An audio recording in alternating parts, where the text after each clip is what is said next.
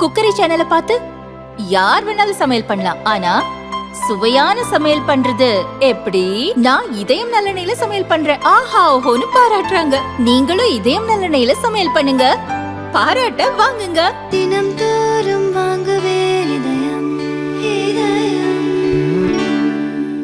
இன்றைக்கு உச்சநீதிமன்றம் கூட ஒரு கருத்தை சொல்லியிருக்கிறது. ஆளுநர்கள், குடியரசுத் தலைவர் இவர்கள் பற்றியெல்லாம் ஒரு கருத்து வந்திருக்கிறது. இதை எங்களுடைய கட்சி ஏற்பதாக இல்லை.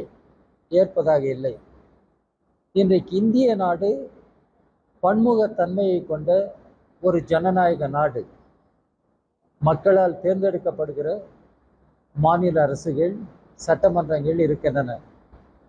மக்களால் தேர்ந்தெடுக்கப்படுகிற ஒன்றிய அரசு இருக்கிறது. இவற்றுக்கிடையே கூட்டாட்சி நெறிமுறை இன்றைக்கு இருக்க வேண்டும். ஃபெடரலிசம் என்று ஆங்கிலத்தில் சொல்லுகிற கூட்டாட்சி நெறிமுறை இருக்க வேண்டும். ஆனால் பாரதிய ஜனதா கட்சி ஆட்சிக்கு வந்த காலத்திலிருந்து கூட்டாட்சி நெறிமுறைகள் தகர்க்கப்படுகின்றன. அரசியல் சட்டத்தின் அடிப்படை விழுமியங்கள் எல்லாம் இன்றைக்கு தகர்க்கப்பட்டு வருகின்றன. இந்த சூழலில் உச்ச நீதிமன்றம் இப்படிப்பட்ட ஒரு தீர்ப்பினை வழங்கியிருக்கிறது. அதை தான் எங்களுடைய கட்சி சுட்டி காட்டுகிறது. மக்களுடைய உரிமைகள், மக்களால் தேர்ந்தெடுக்கப்பட்ட மாநில அரசுகளின் உரிமைகள், இவற்றையெல்லாம் இன்றைக்கு கைவிடுகிற போக்கு இந்த உச்ச நீதிமன்ற தீர்ப்பால் அமைகிறது என்பதை நாங்கள் சுட்டிக்காட்டி இருக்கிறோம். எனவே உச்ச நீதிமன்றம் மறுபரிசீலனை செய்ய வேண்டும். திரு மோடி கூட ஒரு கட்டத்தில் பேசினார். காம்படிட்டிவ் ஃபெடரலிசம், கோஆபரேட்டிவ் ஃபெடரலிசம் என்று ஆரம்பித்தார். கோஆபரேஷன் இல்லாமல் போனது, ஃபெடரலிசம் இல்லாமல் போனது. பின்னர் காம்படிட்டிவ் ஃபெடரலிசம் என்று பேசினார்கள். என்ன காம்படிஷன் என்பது திரு மோடிக்கே புரிகிறதா என்று யாருக்கும் தெரியவில்லை. ஆனால் இந்தியாவில் கூட்டாட்சி நெறிமுறைகள் தகர்க்கப்படுகின்றன, மாநில உரிமைகள் பறிக்கப்படுகின்றன. இன்றைக்கு தமிழ்நாடு மட்டுமல்ல, கேரள அரசு உட்பட பல மாநில அரசுகள் உச்ச நீதிமன்றத்திற்கு போகிறார்கள். உரிமைகள் உச்ச தீர்ப்பை சொல்லியிருக்கிறது. இது குறித்து பாராளுமன்றம் விவாதிக்க வேண்டும் என்று நாங்கள் கருதுகிறோம். பாராளுமன்றம் டிசம்பர் 1 to 19 வரை நடைபெற இருக்கிறது. பாராளுமன்றம் கூட இன்றைக்கு முறையாக செயல்படாத ஒரு கதிகேடு ஏற்பட்டிருக்கிறது. பாராளுமன்றம் குறைந்தபட்சம் 100 நாட்களாவது செயல்பட வேண்டும் என்று பலர் நீண்ட காலத்திற்கு முன்பே வலியுறுத்தி இருக்கிறார்கள். ஆனால் இன்றைக்கு பாராளுமன்றம் செயல்படுகிற நாட்களின் எண்ணிக்கை படிப்படியாக குறைந்து வருகிறது. பாராளுமன்றம், அதாவது நாடாளுமன்றம் செயல்படாமல் முடங்கி போகிறது என்றால் ஜனநாயகம் அழிகிறது அல்லது செத்து போகிறது என்று பொருள். இதை இன்றைக்கு மக்கள் புரிந்து கொள்ள வேண்டும் என்று இந்திய கம்யூனிஸ்ட் கட்சி கேட்டுக்கொள்கிறது. அதே போல இன்றைக்கு பீகார் தேர்தலுக்கு பின்னர் பல மாநில தேர்தல்கள் வர இருக்கின்றன.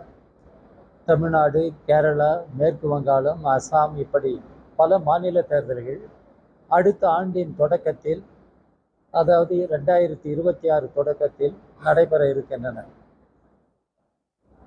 தமிழ்நாட்டை பொறுத்தவரை எங்களுடைய கட்சி திராவிட முன்னேற்ற கழகத்தின் தலைமையில் அமைந்திருக்கிற மதச்சார்பற்ற ஜனநாயக கட்சிகளின் அணியில் இடம்பெற்று செயல்பட்டு வருகிறது. இன்றைக்கு தமிழ்நாட்டில் திராவிட முன்னேற்ற கழக அரசு பல்வேறு நலத்திட்டங்களை செயல்படுத்தி வருகிறது.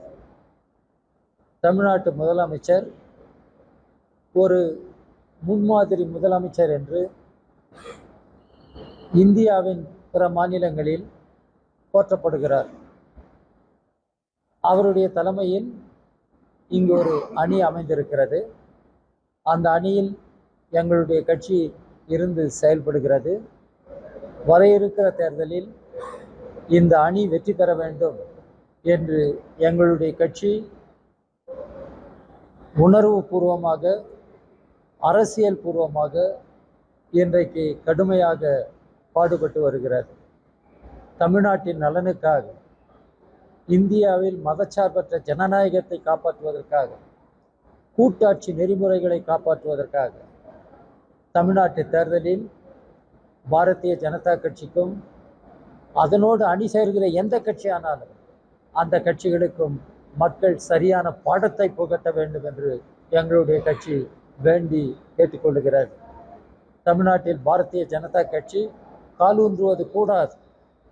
தமிழ்நாட்டில் பாரதிய ஜனதா கட்சி காலூன்றுவதற்கு அனுமதிக்கப்படுமானால் அது தமிழ்நாட்டின் மொழி மட்டுமல்ல, தமிழ்நாட்டின் கலை இலக்கியங்கள் மட்டுமல்ல, தமிழ்நாட்டினுடைய பண்பாடு, தமிழ்நாட்டினுடைய நெறிமுறைகளை எல்லாம் சீரழித்துவிடும் என்பதை தமிழ்நாட்டு மக்கள் உணர்வார்கள், அறிவார்கள் என்று நாங்கள் உறுதியாக நம்புகிறோம். இந்த சூழலில்தான் திராவிட முன்னேற்ற கழக தலைமையில் அமைந்திருக்கிற அணியில் எங்களுடைய கட்சி பாடுபடுகிறது, செயல்படுகிறது. இந்த தேர்தலில் இந்த அணி வெற்றி பெற வேண்டும் என்பதற்காக எங்களுடைய கட்சி முழுமூச்சோடு செயல்படுகிறது. இதை மக்களிடம் கொண்டு செல்வதற்காக எங்களுடைய கட்சி பல்வேறு இயக்கங்கள், பல்வேறு போராட்டங்களை தொடர்ந்து நடத்தி வருகிறது. வரக்கூடிய காலத்தில் இப்படி பல்வேறு இயக்கங்களை நடத்துவதற்கும் இன்றைக்கு நடந்து முடிந்த மாநில குழு கூட்டத்தில் எங்களுடைய கட்சியினுடைய தலைமை விவாதித்து முடிவு செய்திருக்கிறது.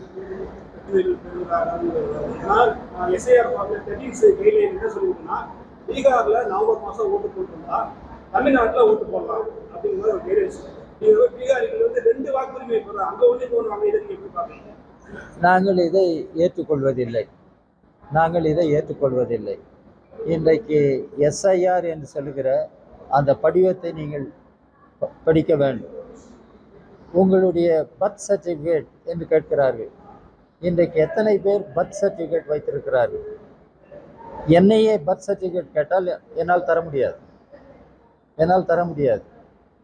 என்னுடைய பர்த் சர்டிஃபிகேட் என்பது என்னுடைய பள்ளிக்கூட certificate, college certificate, university certificate, இதுதான் என்னுடைய பர்த் சர்டிஃபிகேட். அதற்கு மாறாக வேறு எதுவும் எனக்கு கிடையாது. எலிமெண்ட்ரி ஸ்கூல் அட்மிஷனுக்கு போகிற பொழுது ஹெட்மாஸ்டர் காது தொட சொல்வார். அதை வைத்து இவருக்கு இந்த வயது, இவர் பள்ளிக்கூடத்தில் சேரலாம் என்று அவரே வயதை தீர்மானிப்பார். இதெல்லாம் தமிழ்நாட்டில் நடந்திருக்கிறது. இப்பொழுது என்னை போய் உன்னுடைய அப்பாவினுடைய பர்த் சர்டிஃபிகேட்டை கொடுக்க முடியுமா, அம்மாவினுடைய பர்த் சர்டிஃபிகேட்டை கொடுக்க முடியுமா என்றால் எங்கிருந்து கொடுப்பது? இப்படிப்பட்ட நினைக்க முடியாத கொடூரங்களை தான் தேர்தல் ஆணையம் பீகார் ஏழை எளிய மக்கள் மீது திணித்தது. அவர்களை வாக்காளர் பட்டியலிருந்து அகற்றியது. இதெல்லாம் நாம் அறிந்திருக்கிறோம். தமிழ்நாட்டிலும் அது நடைபெறுவது கூடாது என்றுதான் அரசியல் கட்சிகள் எல்லாம் இந்த எஸ்ஐஆர் பற்றி பல்வேறு பிரச்சனைகளை எழுப்பி வருகிறார்கள். நீதிமன்றத்திற்கும் போயிருக்கிறார்கள். இதை நாம் புரிந்து கொள்ள வேண்டும்.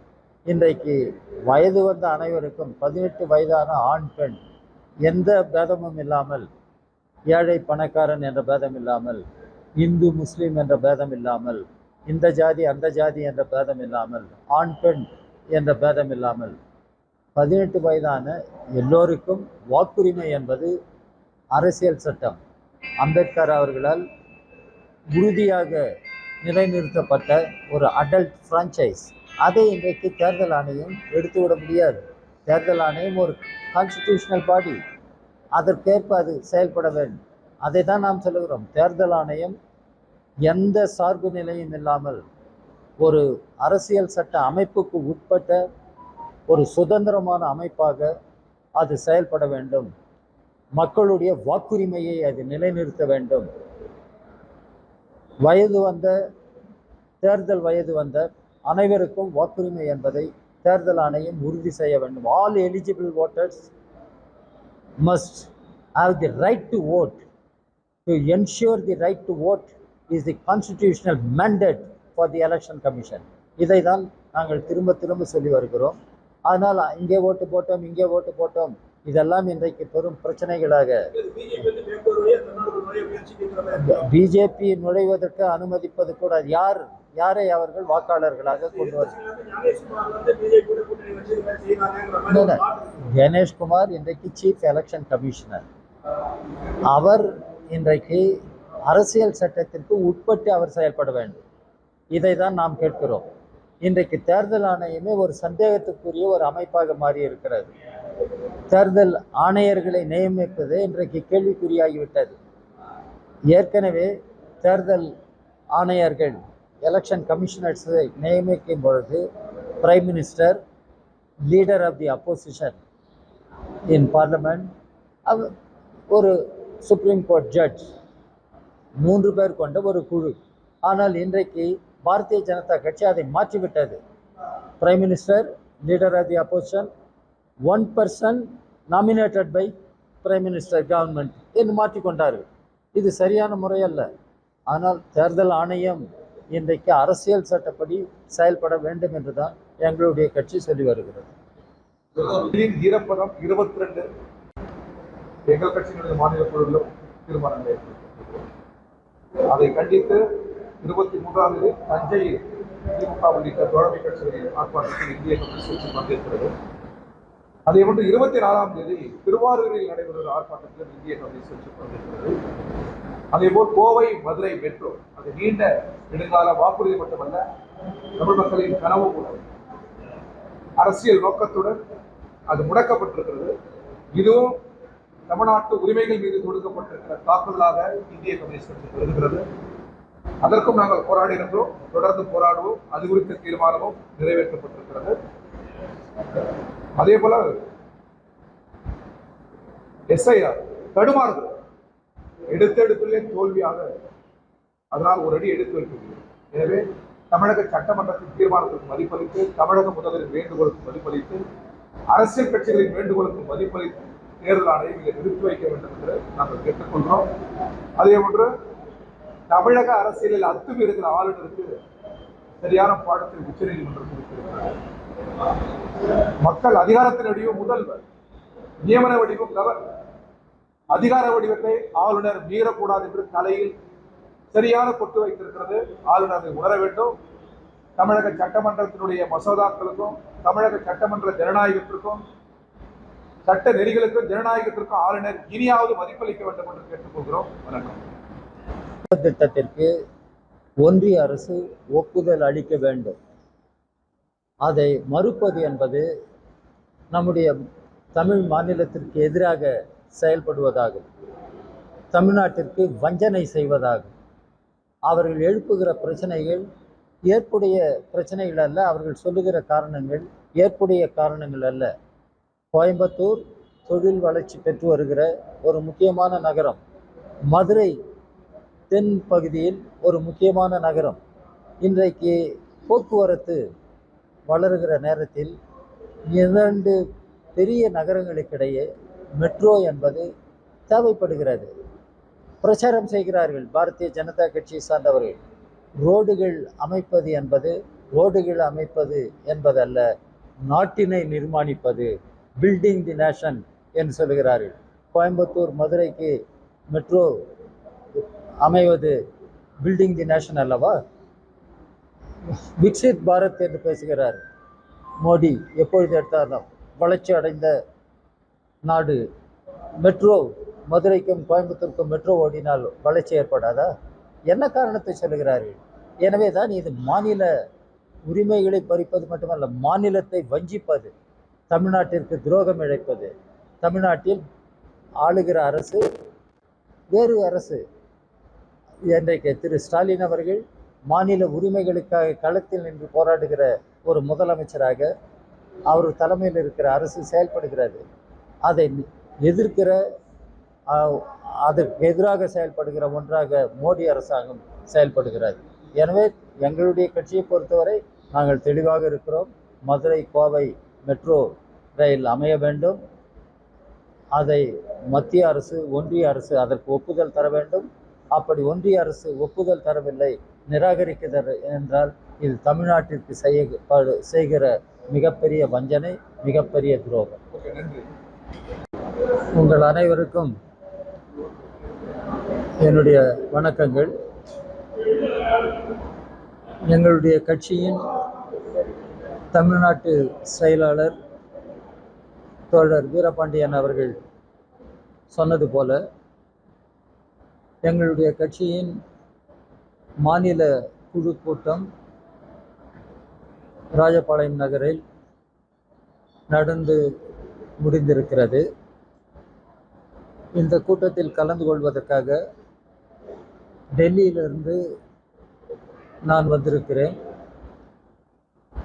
என்னோடு எங்கள் கட்சியினுடைய தேசிய செயலாளர்கள் திரு ராமகிருஷ்ணா பாண்டா அவர்கள் கலந்து கொண்டிருக்கிறார். திருமதி தோழியர் ஆனிராஜா கலந்து கொண்டிருக்கிறார். இந்த மாநில குழு கூட்டத்தில் இந்தியாவில் இன்றைக்கு எதிர்நோக்கி இருக்கிற பிரச்சனைகள், குறிப்பாக மக்கள் எதிர்நோக்கி இருக்கிற பிரச்சனைகள், இடதுசாரி இயக்கங்கள் எதிர்நோக்கி இருக்கிற சவால்கள், இது குறித்தெல்லாம் விவாதம் நடைபெற்றது.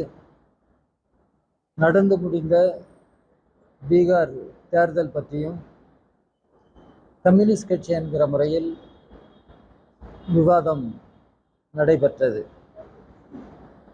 பீகார் தேர்தல் முடிவுகள் இந்திய கூட்டணி கட்சிகளுக்கு, குறிப்பாக பீகாரில் மகா கூட்டணி என்று அழைக்கப்படுகிற அந்த கூட்டணியின் கட்சிகளுக்கு ஏமாற்றத்தை அளித்திருக்கிறது என்பது உண்மை.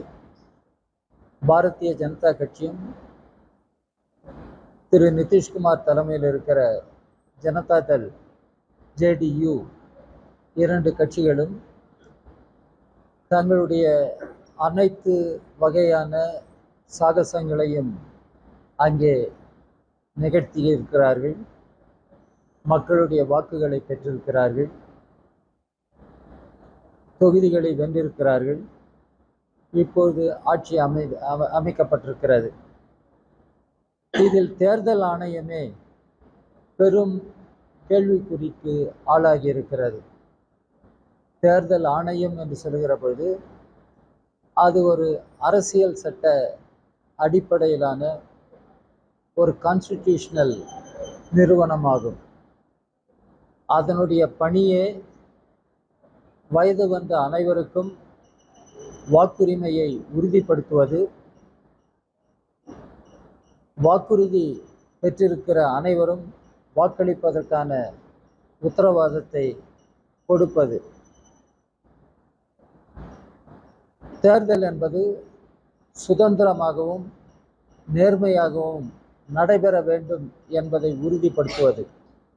ஆனால் பீகார் தேர்தல் ஆணையம் குறித்து பல்வேறு கேள்விகளை எழுப்பியிருக்கிறது.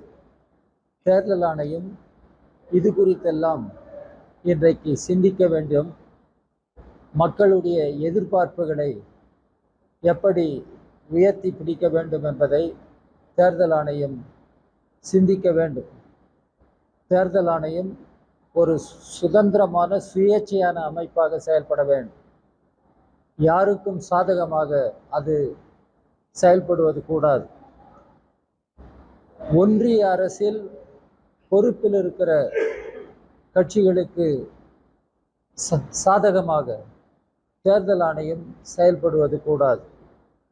தேர்தல் ஆணையம் ஒரு எந்த சார்பு நிலையும் இல்லாத, அரசியல் சார்பு நிலை இல்லாத, அரசியல் சட்டத்தை உயர்த்தி பிடிக்கிற ஒரு அமைப்பாக தேர்தல் ஆணையம் செயல்பட வேண்டும். பீகார் தேர்தல் முடிவுகள் பல்வேறு கேள்விகளை தேர்தல் ஆணையம் குறித்து எழுப்பியிருக்கின்றன. தேர்தல் ஆணையம் இதற்கான பதிலை சொல்ல வேண்டும். மக்களுடைய நியாயமான உணர்வுகளுக்கு மதிப்பளித்து வரக்கூடிய காலங்களில் செயல்பட வேண்டும் என்று நாங்கள் கேட்டுக்கொள்கிறோம். அது மட்டுமல்லாமல் இன்றைக்கு இந்திய நாட்டில் தேர்தல் சீர்திருத்தம் இன்றைக்கு தேவைப்படுகிறது. காம்ப்ரஹென்சிவ் எலக்டோரல் ரீஃபார்ம்ஸ் என்று ஆங்கிலத்தில் சொல்லுவார்கள். இந்த எலக்டோரல் ரீஃபார்ம்ஸ் தேர்தல் சீர்திருத்தங்களுக்காக எங்களுடைய கட்சி இந்திய கம்யூனிஸ்ட் கட்சி தொடர்ந்து வலியுறுத்தி வருகிறது. எங்களுடைய கட்சியின் தலைவர் தொடர் இந்திரஜித் குப்தா தலைமையில் ஒன்றிய அரசு அமைத்த குழுவே சில ஆலோசனைகளை, ஆக்கப்பூர்வமான வழிமுறைகளை சொல்லியிருக்கிறார்கள். இன்றைக்கு பண பலம் மிகப்பெரிய அளவிற்கு தேர்தல் களத்தில் விளையாடுகிறது. இந்த பண பலத்தை கட்டுப்படுத்த வேண்டும்.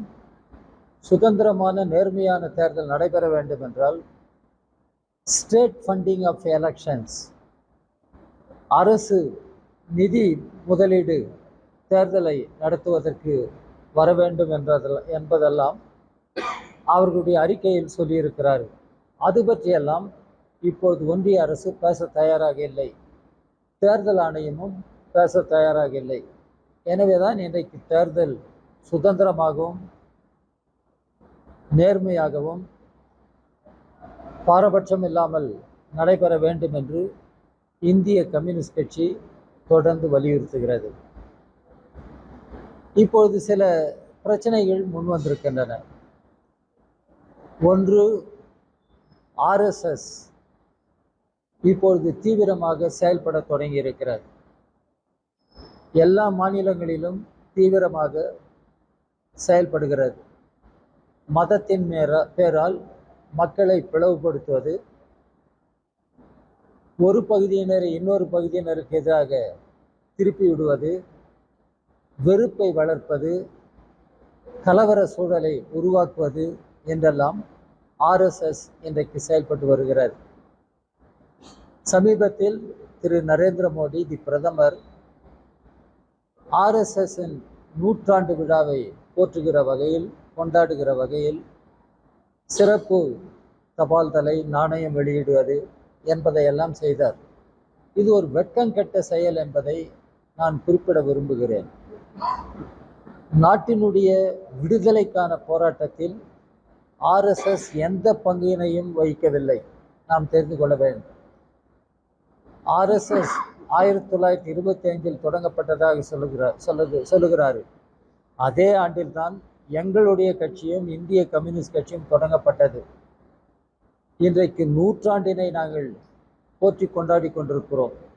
இந்திய கம்யூனிஸ்ட் வரலாறு என்பது மகத்தான வரலாறு. பிரிட்டிஷ் காலனி ஆதிக்கம், பிரெஞ்சு காலனி ஆதிக்கம், போர்ச்சுகீஸ் காலனி ஆதிக்கம், இவற்றுக்கெல்லாம் எதிராக களத்தில் நின்று போராடியவர்கள் கம்யூனிஸ்டுகள், உயிர் தியாகம் செய்தவர்கள் கம்யூனிஸ்டுகள், தூக்கு கயிற்றில் தொங்கியவர்கள், துப்பாக்கி குண்டுகளுக்கு பலியானவர்கள், சிறைச்சாலை கொடுமைகளுக்கு, சித்திரவதைகளுக்கு ஆளானவர்கள் கம்யூனிஸ்டுகள். ஆனால் ஆர்எஸ்எஸ் சுதந்திர போராட்டத்தில் பங்கு பெறாத ஒரு இயக்கம், காலனி ஆதிக்கவாதிகளுக்கு துணை நின்ற ஒரு அமைப்பு. அதனை இன்றைக்கு பிரதமர் போற்றி கொண்டிருக்கிறார் என்று சொன்னால் இது எவ்வளவு பெரிய சரித்திர துரோகம், இது எவ்வளவு பெரிய சரித்திர சாபக்கேடு, சரித்திரத்தின் ஒரு கேவலமான ஒன்று என்பதை மக்கள் புரிந்து கொள்கிறார்கள். ஆனால் ஆர்எஸ்எஸ் இன்றைக்கு சிறுபான்மை மக்களுக்கு எதிராக கலவரங்களை கட்டவிழ்க்கிறது. அதே போல தலித்துகள், ஆதிவாசிகள், பெண்கள், இவர்களுக்கெல்லாம் எதிராக ஆர்எஸ்எஸ் கொள்கை இன்றைக்கு செயல்படுகிறது. இன்றைக்கு சனாதனத்தை கட்டி காப்பாற்ற வேண்டும் என்று முயற்சிக்கிற ஒரு அமைப்பு தான் ஆர்எஸ்எஸ். சனாதனத்தின் பெயரால் ஜாதி கட்டமைப்பை இன்றைக்கு காப்பாற்ற வேண்டும், அது தொடர்ந்து நீடிக்க வேண்டும் என்று சொல்லுகிற அமைப்பு தான் ஆர்எஸ்எஸ்.